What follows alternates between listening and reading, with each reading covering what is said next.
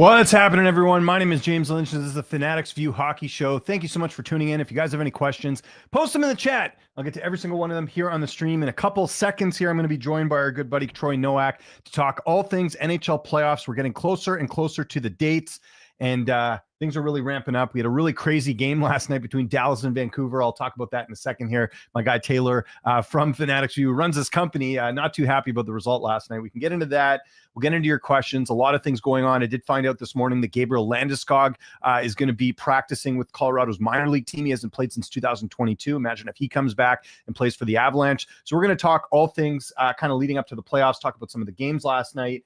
We'll get into all your questions here. So again, just make sure you hit the like button, hit the subscribe button, hit that notification bell. You got to subscribe to submit questions, and greatly appreciate you making some time here today. Let's have a quick look at some of the scores from last night, and then we'll dig in a little bit deeper to this with Troy. So a couple surprising results. We'll start first with Boston and New Jersey. The Bruins getting it done 7-2. Bruins well out of playoff contention. The Devils are in, but that's a bad result there. Don't really know what happened. I'm guessing Markstrom didn't play. Don't really know, but you're looking here. Yeah, it looks like Markstrom did play, ended up getting pulled. Or maybe it was the other way around. Jake Allen played and he got pulled on 2 shots. But either way, not a great result there for the Devils, who again are looking to make some noise in this playoffs. The Bruins are out and they're not looking like it by getting the win there.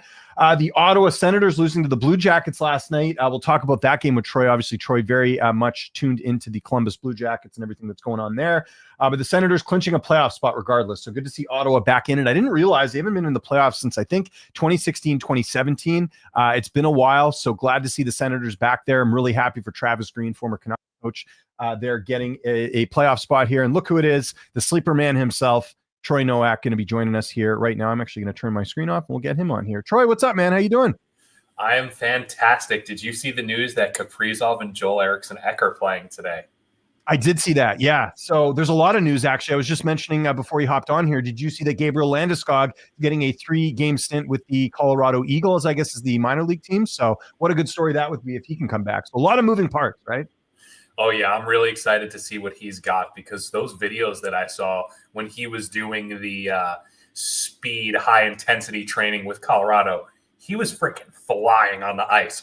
So to see him consistently put these stints together without having serious pain, I think we're actually going to see a really good version of him, because I saw an interview with him recently, and he said the expected return date at minimum was 18 months. So to think, I was under the impression that, like, I know he had to go back under the knife and some things did happen, but I was really under the impression that things went really haywire and he may never come back. I didn't realize he was kind of on schedule based after the one setback that he had. Yeah, and even just to get him back in the locker room, to have his presence there. I mean, this is the captain of the Colorado Avalanche. I think is it's almost like getting a trade deadline acquisition, right? They haven't played with them in 3 years or however long it's been, if my math's correct. But yeah, something to keep an eye on for sure. Minnesota getting healthy at the right time. I mean, they need it. Minnesota's been, they've been struggling a little bit here. They've fallen, and the Blues is sort of overtaking them right now. So let's have a look at some of the action from last night quickly. I wanted to get your take on the Blue Jackets and Senators. I didn't watch this game. Now, Ottawa's still clinching a playoff spot, but what were your thoughts on the Jackets getting it done? I mean, you're part of the sad club with me. No playoffs this year by the looks of it for either of us. Listen, there was a certain period of time where I thought we were poised to get into the playoffs. But the truth of the matter is the final 20 games of the NHL season is completely different from the first 62. And I think a lot of the Blue Jackets players, considering how young they are, realize how much things tighten up and how much harder you have to work. Obviously, guys like Marchenko, Voronkov, Monahan, and Boone Jenner, those guys are suited for it. And honestly, I've really been impressed with Fantilli as well. But I think more along the lines of the Kent Johnsons and maybe the Denton Matejchuks, who I'm also very impressed with. Those guys are still very young. They're still relatively undersized. They don't have their full man bodies. So to think that they could make a full push might have been a little naive of me, considering we're still one of the youngest teams in the league. But they made it really hard for Ottawa to get to the net, which is what Ottawa did to them the last 2 times we played them. Too bad we couldn't make the adjustments earlier. Gustafsson, he got absolutely shelled. Everyone was firing the puck. Werenski, Fantilli, I think between both of them, they might have had 15, almost 20 shot attempts. Not on goal, but attempts. They were firing that thing. And I saw your Canucks They made some history last Yeah, night. let's watch this. I don't think we'll get booted off YouTube for this, but shout out to my guy Wyatt Arnott, does a great job covering the Canucks. He put this compilation together of all the Canucks goals. I don't know if we'll have sound on this, but keep in mind that just so we're clear here. Look at the time on here. This is a minute 5 left. Canucks are down 5-2. So just a little bit of context. Canucks are down 5-2. Canucks had pulled the goaltender. That Dallas gets the empty net. This never happens in hockey. Usually when the team scores the empty net goal, it's over. There's no question. But it was not over. Let's watch this. Oh, hold on. You can't see it. I gotta share my screen. That would help. There we go. Yeah, shout out to my guy Wyatt here for getting this done. But here we go. Have a look at this.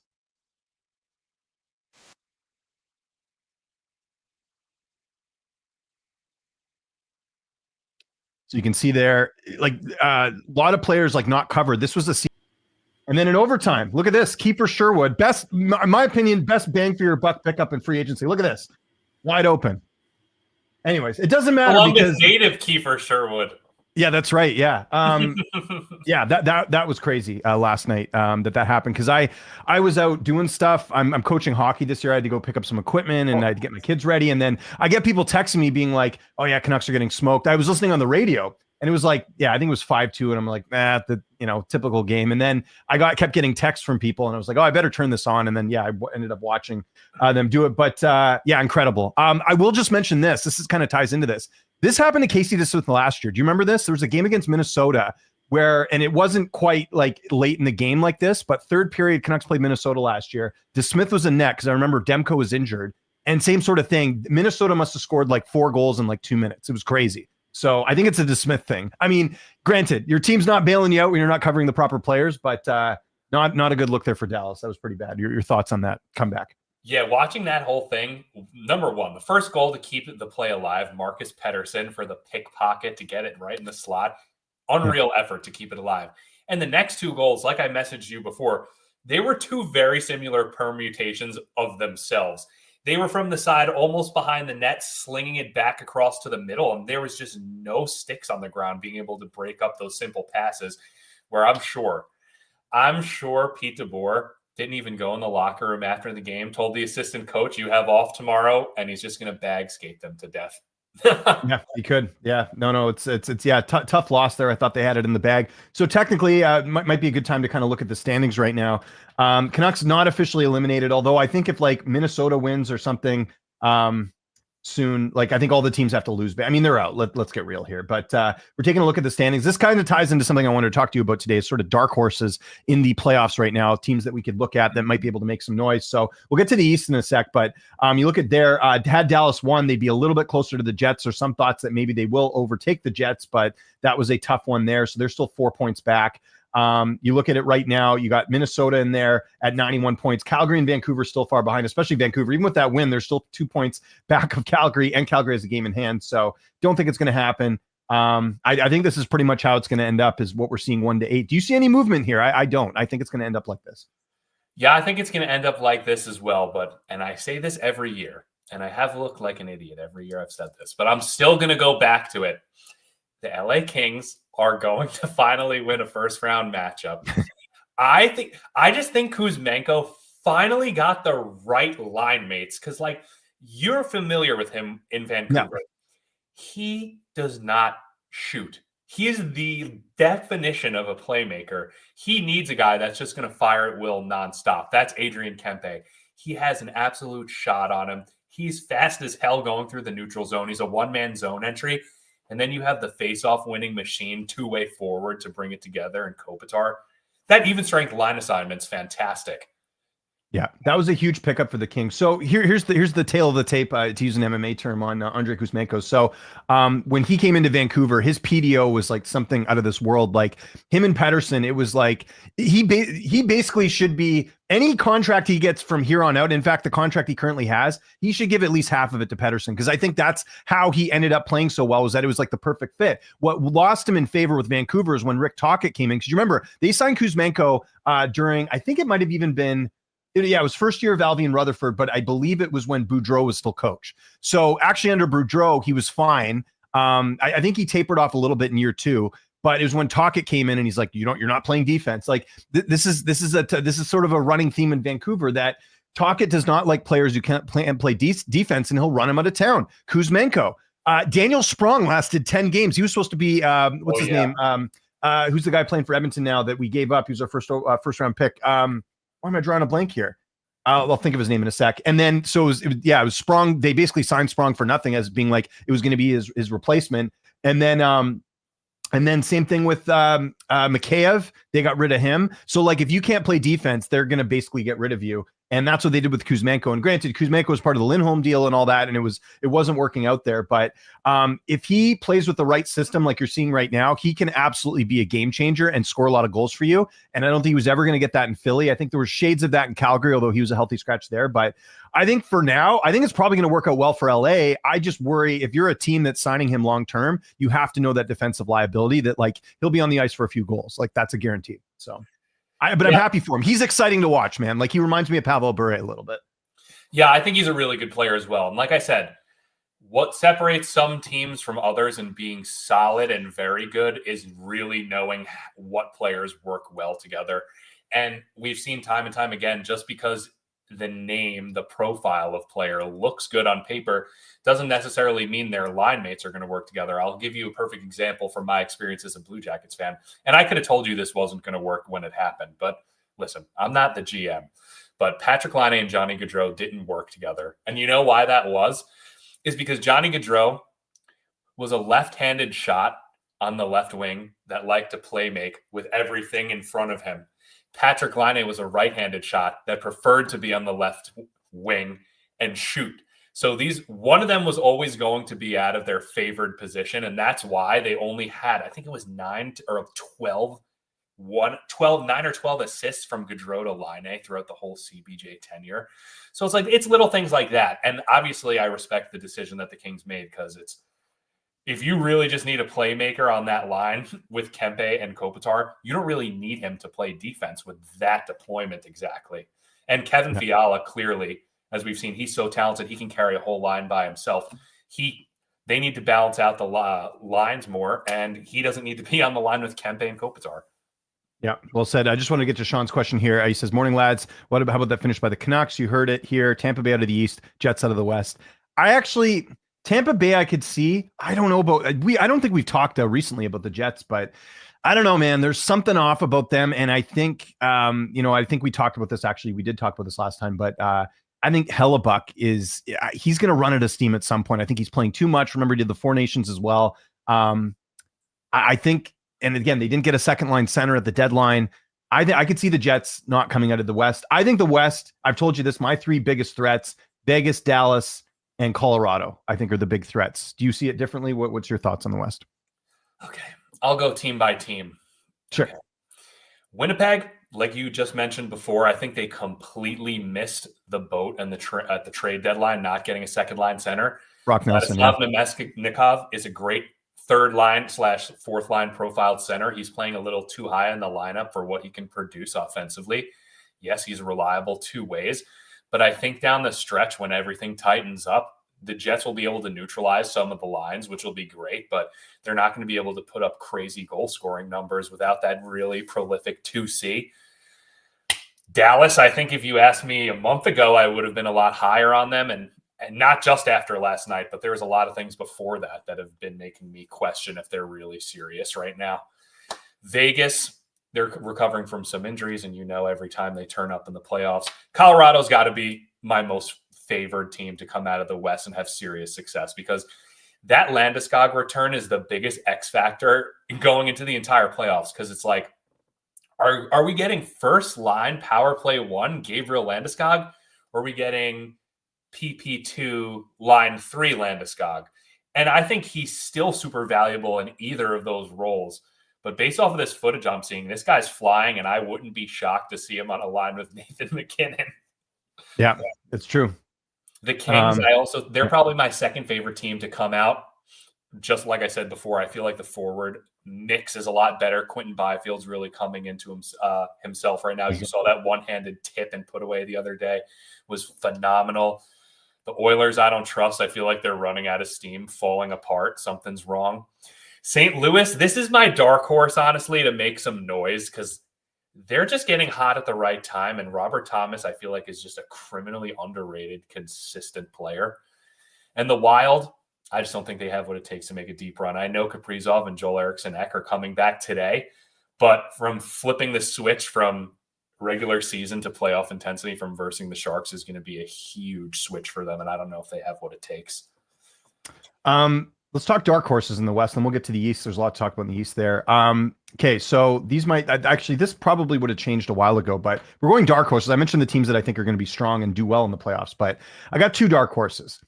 First dark horse, I do think, and I know they haven't been playing great, but we were just talking about it off the top about them getting healthy again.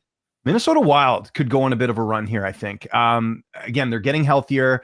Gustafsson, he's played well this year. There's still that kind of, this is going to sound weird, but like, remember last year with Arthur Seelovs with the Canucks, right? Like he just, I described his play as almost, because looking at how he's been this season, he hasn't been very good, right? Like, and I think the verdict is there's still more work to do, but I almost feel like he had this, I don't know what the word is, but like almost like you're thrust into this position and you don't even realize how big of a pressure situation it is, that you're just like, you're playing lights out. I kind of see the same thing here with Gustafsson. He doesn't have a ton of experience. I could see him just like coming in here, playing well, not even taking in the gravity of the situation. Like Minnesota's 8th. There's not like huge expectations. I could see them going on a heater. So that's dark horse for me, number one.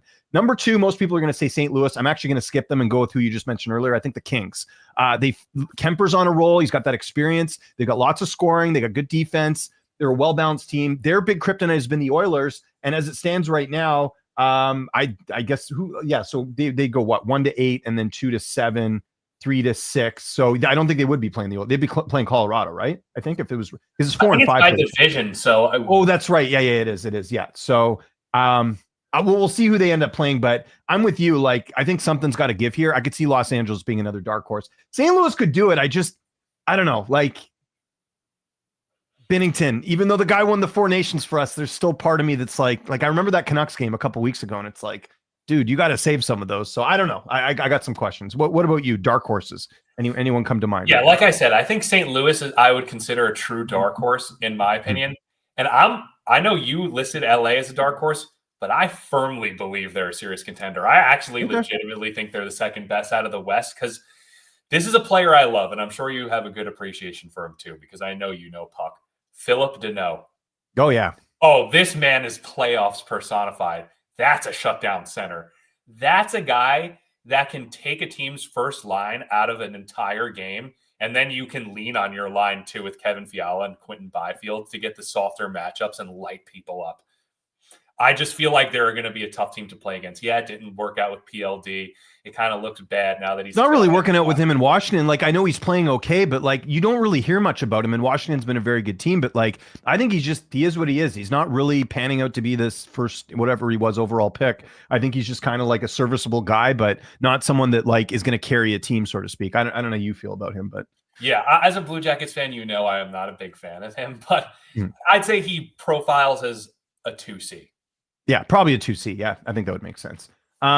Okay, so yeah, we talked about the West. Let's get to the East. That's more your area as well. Capitals obviously looking great. I mean, they had who's the play-by-play guy for Washington? Joe, whatever his name is, I can't remember. He was on local radio here. They were talking about the Ovechkin stuff, and there's kind of this, and he talked about this, something I didn't really consider. It's kind of a weight lifted off the Capitals' shoulders with Ovi breaking the record, because that was obviously the focus. Now they can get back to actually performing well, but this looks like a really well-balanced team. They've just locked up Jacob Chikrin, and they've got both their goaltenders who are not like amazing, but they get the job done. I think Washington's a team to definitely watch there as far as like contenders. Like I think I said, Washington, Tampa Bay, Florida are the teams that could be some juggernauts. I know Montreal's playing well. Montreal's getting Demidov, which I don't know if you saw that yesterday. That's going to be a big boost, although we'll see how he comes in there.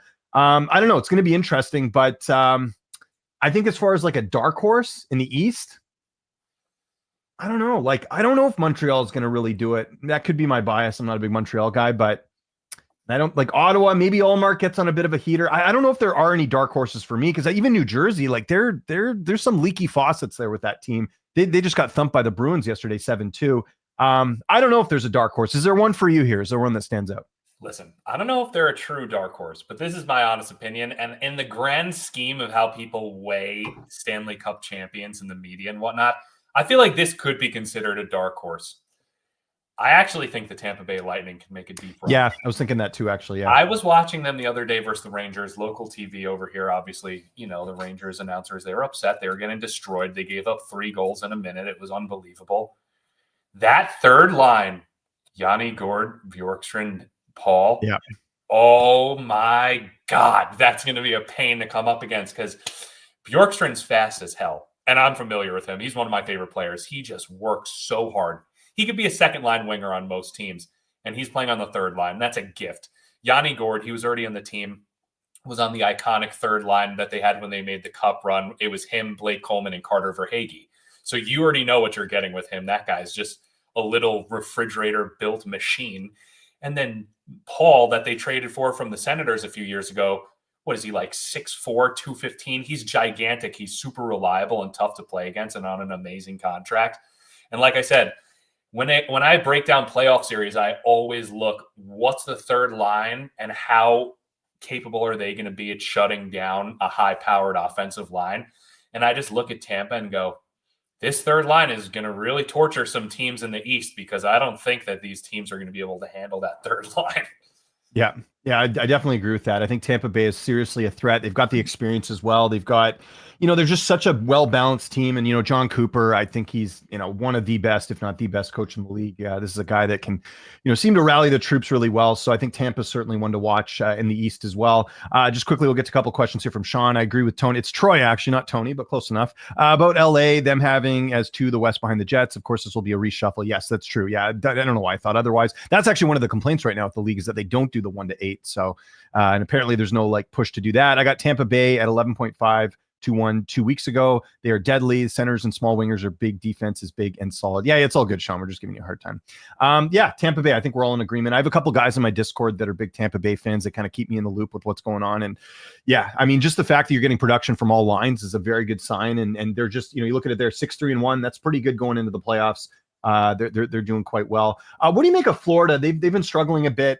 They did get Marchand in the lineup here recently. I don't know when Tkachuk's going to be back. I mean, we'll see. Kind of keep tabs on that. But obviously, if they get either of those guys back, even if they're like 80%, I mean those are game changers, right, for the playoffs. It's just crazy that they're both on the same team. But Florida's, I've always been very high in Florida.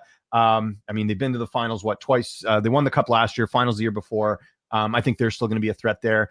I'm just trying to think of anything else in the East that really stands out. For Washington, obviously the expectations are different. Last year, they shouldn't have even really been in the playoffs. I think they'll find success. The Leafs, I mean, the thing is they've got the goaltending, but now they didn't play. They actually lost last night. They lost to Florida. I think it was 3-2, if I'm not mistaken, 3-1. And they had Woll in net. And Woll's kind of iffy, but Stolarz, I think, is their guy. Seems like they got the goaltending figured out of some of the moves they made at the deadline. But what do you make of the Leafs? Do you think they get over the hump this year? Because I don't know. I'm looking at the East and I'm going, there's some really well-balanced teams like Florida, Tampa Bay, Washington that I think are a little bit better. I don't know how far they'll go, but I will say this. As a notorious Leafs hater, I'm very impressed with Bobby McMahon. Oh, yeah. That guy's a dog. And I also think when we're looking in a playoff scheme, I mean, that guy's going to be a pain in the ass to play against, and so is Matthew Nye. So I think my tone is going to probably bring them to the second round, maybe the Eastern Conference Finals. I don't think they're going to have what it takes to win it all. Florida, like you said, I am seriously worried about them because I think it's too close to flip the switch. Whereas Tampa Bay has been gearing up to this for the past few months, whereas Florida, they're going to get Ekblad back from the PED suspension. They're going to get Bennett back when the playoffs start. Marchand, Tkachuk. That's 4 huge players, but also you have to take into consideration these guys have to slowly onboard themselves back, and it's not regular season, it's playoffs. So I think Florida could get bounced round 1 versus the Leafs. I don't think that would be completely insane to think. And I do say this every year, similarly to the Kings, and I always end up looking like a complete idiot, but maybe the Carolina Hurricanes make their push this year finally. But we'll see. If I'm looking at this right now, and I'm just seeing how it's probably going to line up in the matchups and whatnot, I would say probably we're going to see a Colorado Avalanche versus Carolina Hurricanes Stanley Cup. And I just feel like Carolina, they are always a team that I feel like they play so hard all season and they just like fall apart through the playoffs. And I almost feel like them struggling and not being like full throttle in form right now might be good for them. I know that sounds absolutely insane, but I feel like that could probably bank them like an Eastern Conference final win versus the Tampa Bay Lightning, just having a little bit more juice and have a little bit more health.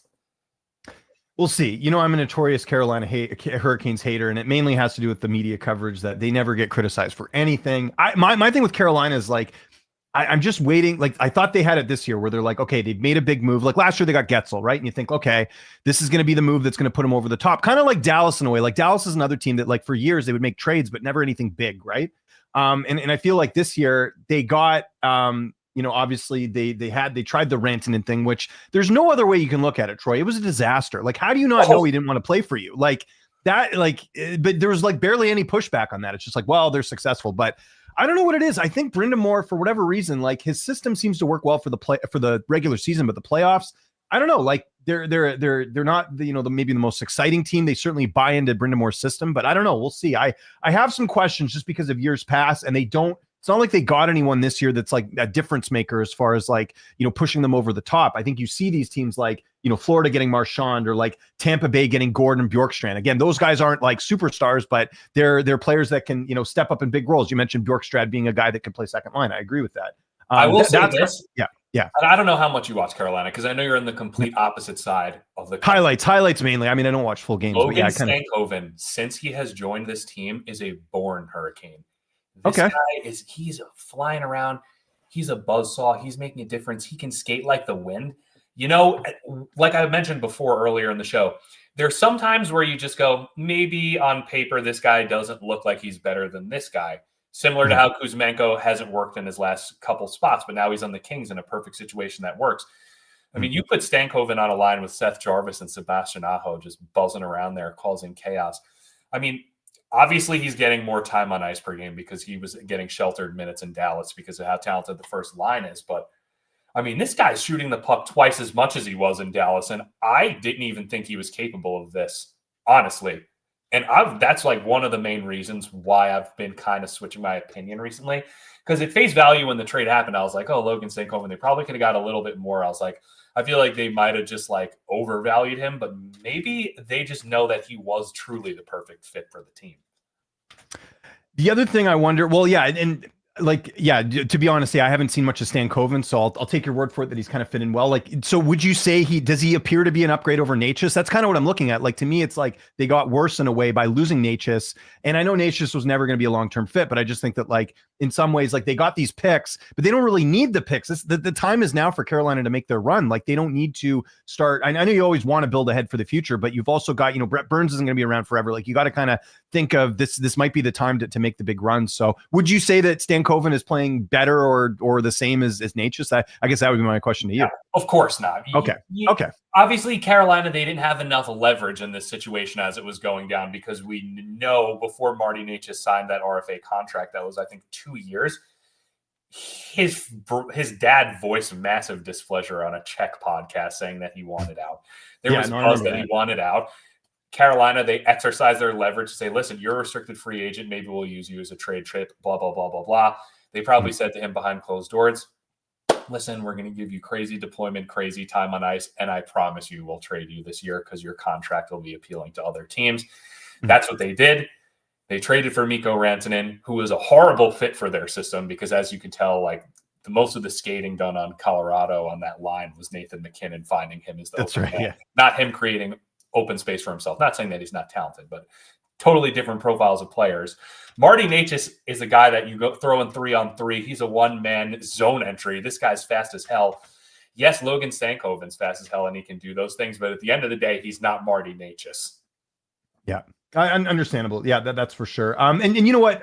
You bring up a good point, and I think this is something worth kind of, you know, discussing a little bit here, is that sometimes you're not getting the most value out of the player. I'll give you an example, because this is something that Canucks fans still, you know, talk about to this day about the JT Miller trade. And they're like, well, the Canucks are so much worse now because they gave up Miller. And I don't disagree with that. However, you're not getting the Miller that you're getting in New York right now. And I don't even know what Miller's been up to lately. I don't think he's been really lighting it on fire. But, the Miller that left Vancouver at the time he was traded was a guy that was not playing good defense. He was not even scoring that much. He was getting, points and stuff here and there, but he wasn't like a difference maker. So even if he had stayed, even if there was no Philip Cheadle trade, you're still not getting the full value out of him. So it's just one of those unfortunate circumstances where it's not going to work out. So to go back to the Natchez thing, like, again, if Natchez isn't happy, he's probably going to thrive better in a different environment. That's just what happens sometimes in hockey. It's just, you can't, you got to, sometimes it's better to move on, even though if that asset may go on to bigger and better things, it might just be a better fit. And by the way, I don't know if you saw Mancini scored last night for Vancouver, got his first goal. That trade, like, basically right now, I think we can write Cheadle off the books. He's injured.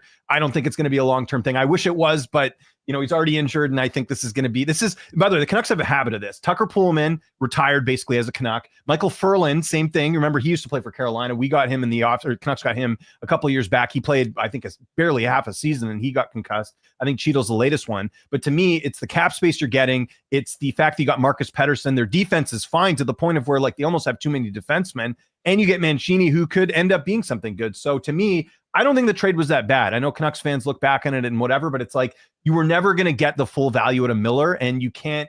I mean, if your one player is not playing well because of this other guy, like, you invested more in the other guy, unfortunately. So I don't know, just kind of tying those two things together. No, I agree. And I also think it's a good idea to get prospects from the Rangers, because they're very good at drafting, but they're very bad at developing and giving young players opportunities. And as you've seen, Capo Caco playing fantastic for Seattle. You guys, I told you personally, even years ago, I said this, and my Rangers fans friends think I'm nuts. I said years ago, Philip Hedl is better than Lafreniere and Caco. And to this day, I will die on that island. It's the truth. Yeah. We get one 82-game season out of Philip Hedl, and watch what happens. We're going to get a 35-goal season. And you know what? I also think that, like you said before, you couldn't get that type of JT Miller out of him. It's the same situation I say with Patrick Laine. Oh, how do you feel that he's doing so good with Montreal? Great for him. We could never get that out of him. He just simply wasn't motivated enough to do that for us. And it's fine. We got that $8.8 million off the cap. We have a ton of cap space. Jordan Harris comes off the books at the end of this year. We have insane cap flexibility. And you know what? I'm okay that he's a great player for another team. It's fine. It didn't work out here. You just had to get rid of him. I am curious. One thing I did make note of last night, there's a couple, there's actually a Rangers guy I follow on Twitter now. Like, I was like, getting perspectives from different fan bases. One of the reasons I love following you is I'll get the Columbus Blue Jackets lowdown, but I didn't realize this. Lafreniere's only scored like 3 goals in his last like 26 games or something. Like, he's struggling big time. And I wonder, with everything that's happened this year in New York, you got to think there's going to be changes. I know Kreider's a guy that they're trying to unload and get some cap space free. We'll see what happens there. But just quickly, like, what do you think is going to happen with the Rangers in the offseason? Do you think Laviolette's gone? I mean, from the fans that I kind of see on Rangers Twitter, it seems like they all want him gone, but they've gone through I don't know how many coaches. You almost think at this point Drury's got to be the one who's got to be out. Listen, I think both of them have to be out. But honestly, I don't know if you know this, but when I was a little kid, I was a Rangers fan, and somewhere along the way, I figured out that the owner and the management was so bad that I swore that I would never support them again. And I actively supported the Columbus Blue Jackets, which were one of the worst teams in the league with 0 playoff history or anything. And I followed all my washed up favorite Rangers players and torts to Columbus, and I never left. So I hate that team. And this is what happened exactly when I was a kid. I'm going to dunk on them so bad right now. Let's hear it. Listen, as someone who watched the 94 Cup final with Mark Messier scoring on the Canucks, I'm glad to hear you trash the Rangers. Let me dunk on them right now. Yeah. Because when I think I was in probably middle school, maybe even my first year of high school, they made the deep run versus the Kings. And I love Rick Nash, but this is what they always do. And this is what they did a couple years ago. They trade Rick Nash. Okay, they didn't give up a boatload for it, but this is what I always say. Just because on paper Rick Nash is a star and he's a great producer doesn't mean he's seamlessly going to fit in with all these great players that are on the team. A few years ago, they did that with Patrick Kane. They did that with Tarasenko.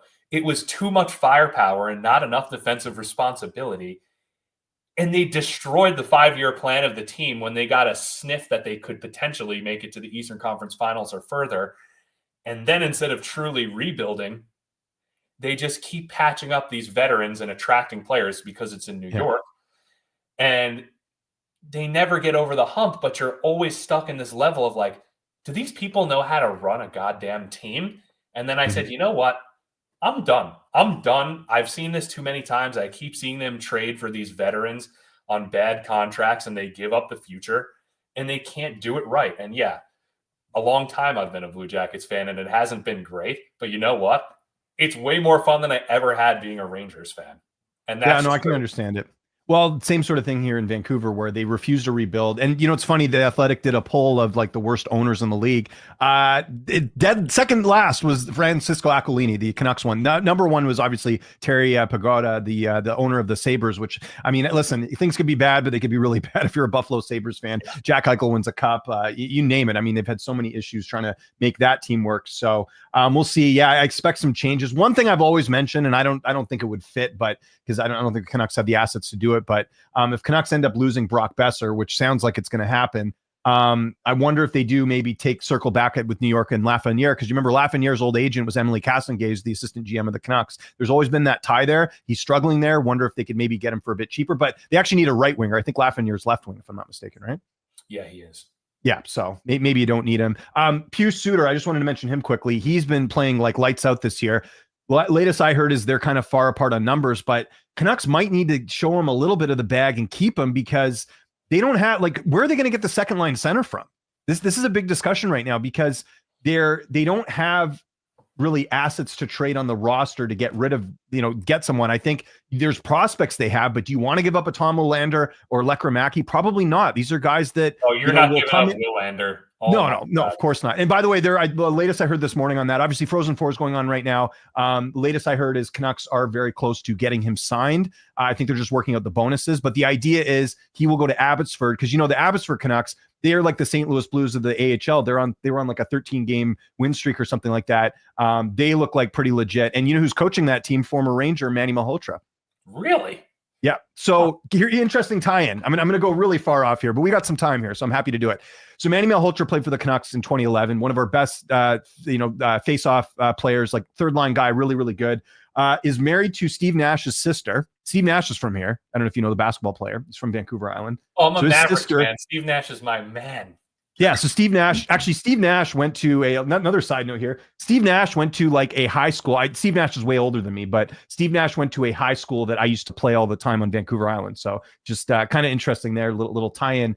Steve Malhotra's married to Steve Nash's sister. And he has a son who plays in the BCHL. And that was part of the reason I think he came to coach in Abbotsford, aside from the fact that the Sedins, who were with the organization, vouched for Malhotra because they played with him in 2011. He's now coaching the team. And, Malhotra was an assistant with the Canucks ages ago. He was assistant for the Leafs, I think, the last 8 seasons. Whatever he's doing, it's working because you even look at some of the players that have stepped up for the Canucks with Pettersson and Höglander being out. It's the AHL guys. It's Lekramaki. It's Ratu. Ratu's been killing it. Did you see he scored again last night? I think he's got 5 goals in his last 3 games, and people forget he was part of that Bo Horvat trade. So you've basically got for Horvat, Ratu, and Hronek because they used that pick to get Hronek out of Detroit. So that's actually panned out quite well. But and that's why I was just prospects from the Islanders and the Rangers because, like I said, the development is horrific. You can get a guy that they value as borderline nothing, and it'd be a complete steal. Just to name a few. Yeah. Jared Spurgeon, Devon Taves, Carter Verhaeghe. How do you let that slip through your minor league system and not what? Yeah. And Aatu Ratu was a highly rated prospect on the Islanders, and they never gave him a chance in the top 6. Yeah. He just didn't get one. So it's how would you even know if he's good or not? And you basically give him up for nothing. The Devon Taves one was really bad. I mean, seeing what he's become and him being sort of the number 2 guy in Colorado, that was one. And we know Taves is pretty well known here. He's from Vancouver, so everyone's kind of keeping tabs on all the local guys. And Barzal too's from here as well. It's interesting to see giving up on prospects. But I think the point I was trying to make, we were going back to Willander. I don't think Canucks are going to have to make some decisions. They've been very reluctant to trade any of their prospects. They've traded a few. They traded that Hunter Buskevich guy in the Lindholm trade, which didn't work out. But I don't know where they're going to get the second line center. I think they might look at some RFAs. You might have to. Maybe you throw some money at Josh Norris at Buffalo. I know he's injury prone. I mean, this would be like getting Cheadle all over again. But I mean, where are you going to get your second line center? That's the thing. But getting back to Suter, I wonder if they do throw him a bit more money just in case they can't get that second line center. He at least can step into that role. And, he is kind of that Swiss Army knife, one of those guys that you could play a wing, you could play center. I think the Canucks should re-sign him. Besser, if he goes, it's going to suck. I think he's great. Really nice guy, good for the team, all that stuff, but he can't skate. And that's not a guy I would commit 8 years to. And all these people, by the way, I see online being like, oh, he's going to go to Minnesota. With I know they have cap space, but they don't really need Brock Besser, right? Like, it doesn't really fit their profile. They have scoring, they have wingers. Like, unless Besser's going to take a pay cut, I don't think he's going to end up going to Minnesota. Do you see a fit there? Because I really don't. He'd have to really take a pay cut. And the honest, this is my opinion. I feel like Minnesota really need a 1C. I feel like Joel Eriksson Ek is a perfect 2C. Yeah, he could probably get insane production if he was on the same line as Zuccarello and Kaprizov, but he's realistically an amazing 2C. Boldy's a fantastic winger. Like I said, Zuccarello, Kaprizov, they're fine on the wing. Like, I don't really think that Besser would be a good wing pair with Matt Boldy and Joel Eriksson Ek. Yeah, I feel like and Marco Rossi's development really hasn't been fantastic either, which they kind of expected to be the guy to be the 1C. So, yeah, I think I do agree with you. I don't think Brock Besser would be a good fit with Minnesota, and I feel like they're definitely looking for someone in the center ice position. And just as like a total guess here, one area one team I think could maybe look at him possibly is Winnipeg, because Winnipeg's relatively close to I think geographically, I think it's somewhat close to Minnesota. They're probably going to lose Ehlers. Now, I know Ehlers, I believe, is left wing, but they still need some more punch, I think.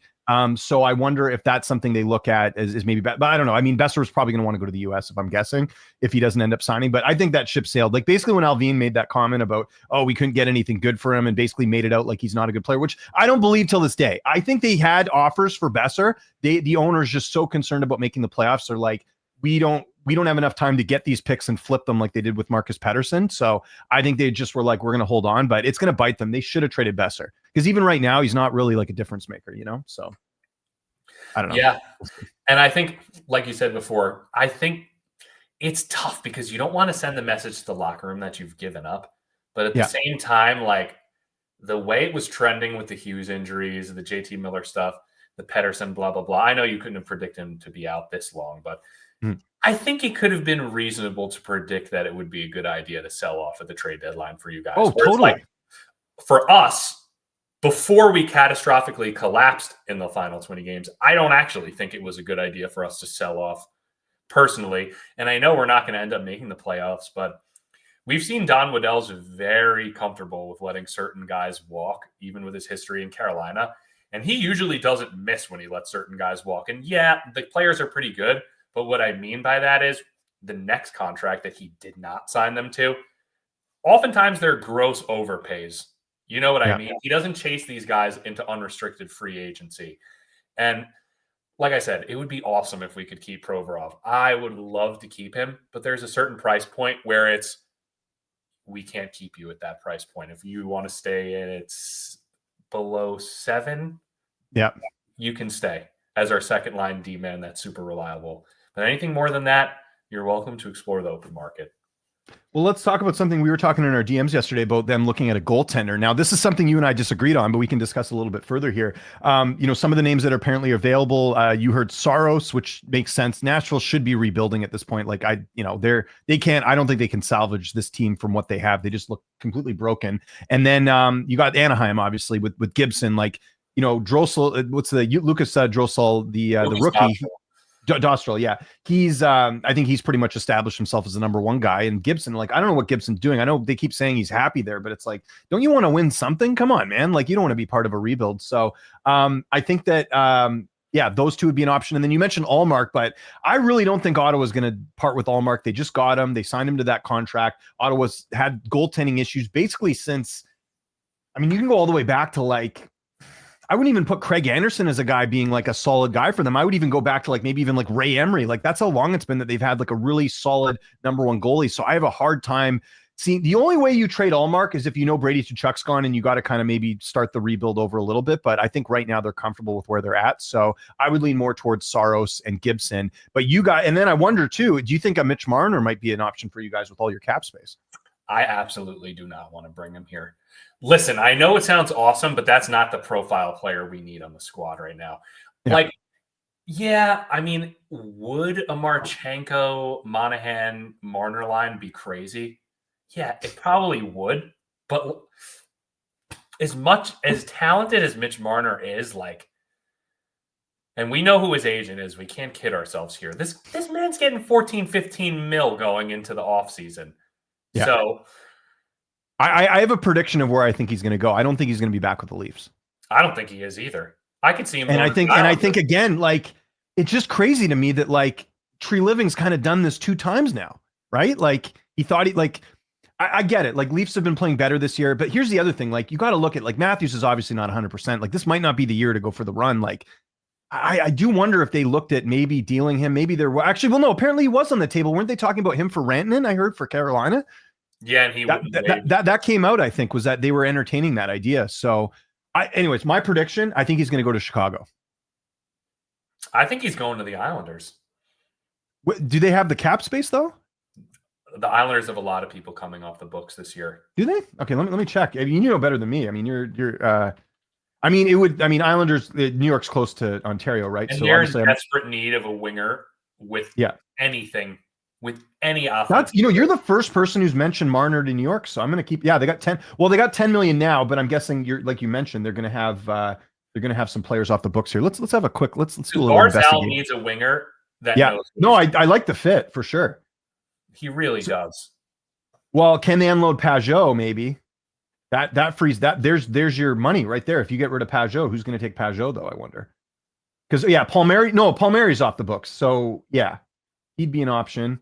Who else? Noah Dobson. They got to figure out. Maybe they deal him. I mean, right? They could get a good haul for Noah Dobson if they wanted to unload him, right? Although he didn't have a very good year this year, right? I think he's so overrated. It's not even funny. Okay. Like, fair enough. My Islanders fans, friends are going to hate me for saying that. But like, my honest opinion is he's an oversized Shane Gostisbehere. Like he's so okay. Like, yeah. He's so PP1 specialist and like honestly soft and even strength in the corners. Like there's so many times I'm watching Islander games and I'm just like, dude, you're 6'4", 220. How are you getting dummied by a guy 7 inches shorter than you and 30 pounds less than you? That's unbelievable.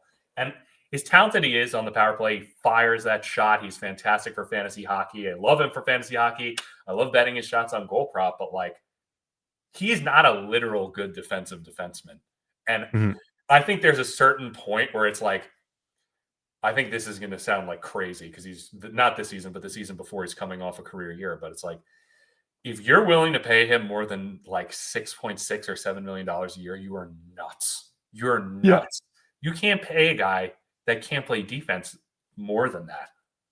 Yeah, that's true. Okay, well, I'll keep an eye on the Islanders. The reason I say Chicago is because like they got to get someone to play with Bedard.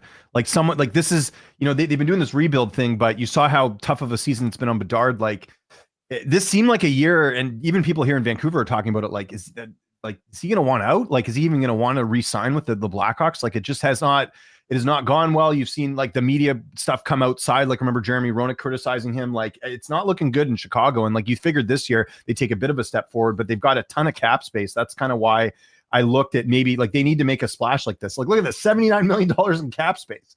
So, and I also think it's realistic to start saying this. Yeah. Connor Bedard might not be the best player in that draft class. Yeah. And at the time when the Columbus Blue Jackets didn't win the draft lottery, I was upset, I was upset. Everyone was upset. And we're like, you're giving Chicago the first overall pick. The whole scandal that happened with what's his name? Kyle Beach. And then New Jersey got their draft picks taken away for the Koval contractor. Remember the whole thing with Arizona? They couldn't get first overall picks or whatever because of the whole tampering or whatever it was with the old GM. I can't remember that, but yeah. And we were the team that got moved back a spot. We were originally supposed to be second and moved back to third. And then I was just like, so we're not even going to get Fantilli. We're screwed. And like, I was like trying to convince myself, Leo Carlson, I was like, okay, like he doesn't have as much potent offensive upside, but at least he's reliable. Like this will be okay. And then the Ducks drafted Carlson, and obviously confirmed news came out later, but like there was an interview, and I'm sure Pat Verbeek heard this, and this is why he didn't draft Fantilli. but they interviewed him and they got him on video, and he was like, if I could choose anywhere out of these teams in the draft lottery right now where I could get drafted to, I'd pick Columbus. He's like, I didn't know that. He's like, I like the situation. It's a pretty short flight for my home in Toronto, and I'd like to go there.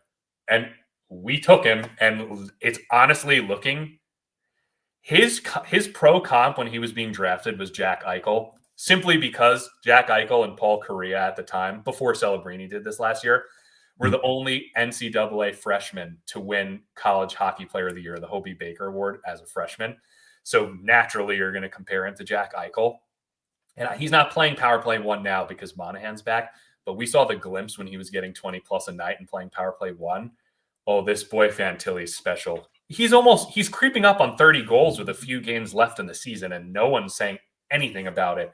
This kid's for real. And everyone says, by all accounts, that he takes everything so seriously. And you've seen him live. He takes the defensive side of the game really seriously, and he really does throw the body around. And once it's his true time to overtake Monahan as the 1C, I really think we're looking at a Jack Eichel caliber player and a future staple in Team Canada's lineup. Well said. Troy, this is awesome. Appreciate it. We'll get you on here again soon as the playoffs are kind of ramping up here. Anything you got to plug? I know you do a lot of soccer stuff. Maybe our audience is into that stuff. By all means, I'll give you the last word. Awesome. Thank you so much again for having me. You could check me out on TikTok, Sleeper Man City. My Champions League's predictions are up for the games that were yesterday and today. So, like I said, thank you again for having me on the show. There you go. I lied. I'm going to get the last word here. We'll be back next week. Figure out guests, but we try and get people from every team every now and then. We had our good guy last week from Dallas. Had Avery on the week before from Edmonton. So we'll try and keep this going. But always love having Troy on here. He always steps up in the clinch. So really appreciate Troy for doing this. One more time, hit that like button, hit the subscribe button, hit that notification bell. If I missed your question, post it in the comments. I'll get back to it when we can. Hope you guys have a great rest of your Wednesday. We'll see you next week. Take care and talk to you soon.